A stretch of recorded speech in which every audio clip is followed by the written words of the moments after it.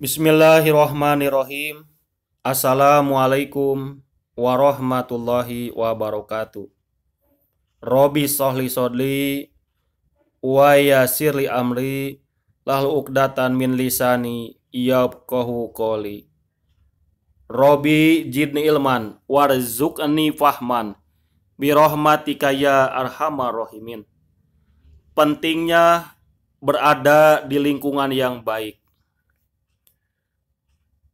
Wa'an umul mu'minun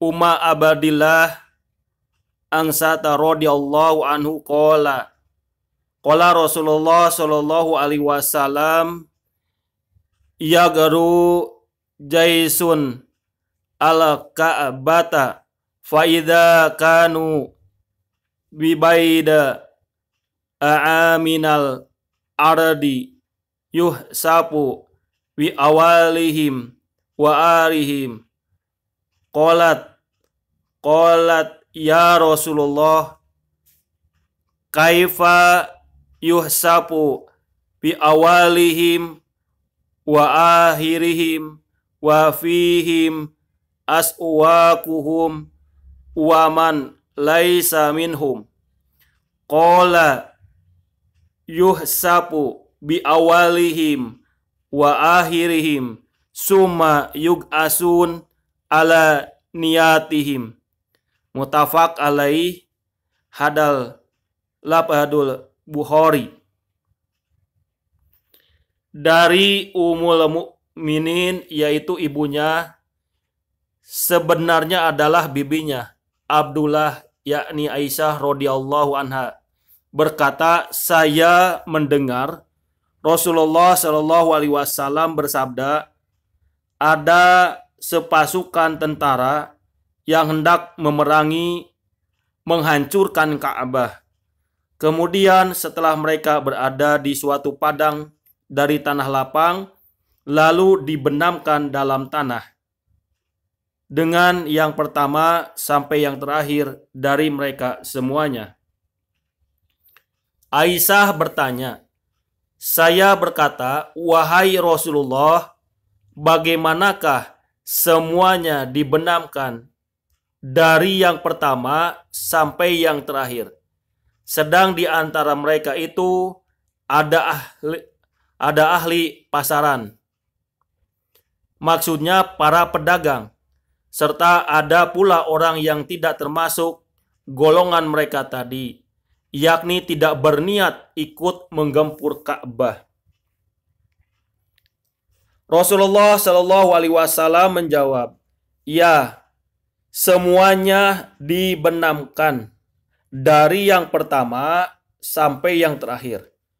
Kemudian nantinya mereka itu akan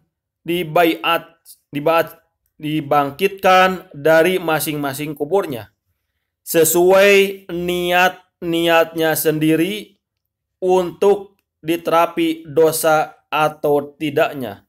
Muttafaq alaih, yakni disepakati kesohihannya oleh Imam Bukhari dan Imam Muslim. Lafaz di atas adalah menurut Imam Bukhari. Pelajaran yang bisa diambil dari hadis: 1. Sayyidah Aisyah diberi gelar Ummul Mukminin, yaitu ibunya sekalian orang mukmin, sebab beliau adalah istri Rasulullah Shallallahu alaihi wasallam. Jadi sudah sepatutnya beliau juga diberi nama Abdullah oleh Nabi Shallallahu alaihi wasallam. Sebenarnya Abdullah itu bukan putranya sendiri, tetapi putra saudarinya yang bernama Asma. Jadi dengan Sayyidah Aisyah, Abdullah itu adalah anak tirinya. Adapun beliau ini sendiri tidak mempunyai seorang putra pun. Dari uraian yang tersebut dalam hadis ini dapat diambil kesimpulan bahwa seseorang yang soleh jika berdiam di lingkungan suatu golongan yang selalu berkecimpung dalam kemaksiatan dan kemungkaran, maka apabila Allah Ta'ala mendatangkan azab atau siksa kepada kaum itu, orang soleh itu pun pasti akan terkena pula. 3. Hadis ini mengingatkan kita semua agar jangan sekali-kali bergaul dengan kaum yang ahli kemaksiatan, kemungkaran, dan kezoliman. 4. Namun demikian, perihal amal perbuatannya tentulah dinilai sesuai dengan niat yang terkandung dalam hati orang yang melakukannya itu. 5. Mengenai gelar Ummul Mukminin itu bukan hanya khusus diberikan kepada Sayyidah Aisyah radhiyallahu anha, tetapi juga diberikan kepada para istri Rasulullah Shallallahu alaihi wasallam yang lain-lain. Tema hadis yang berkaitan dengan Al-Quran sesuai dengan Quran surat Al-Bayyinah ayat 5. A'udzu billahi minasyaitonir rajim. Bismillahirrahmanirrahim.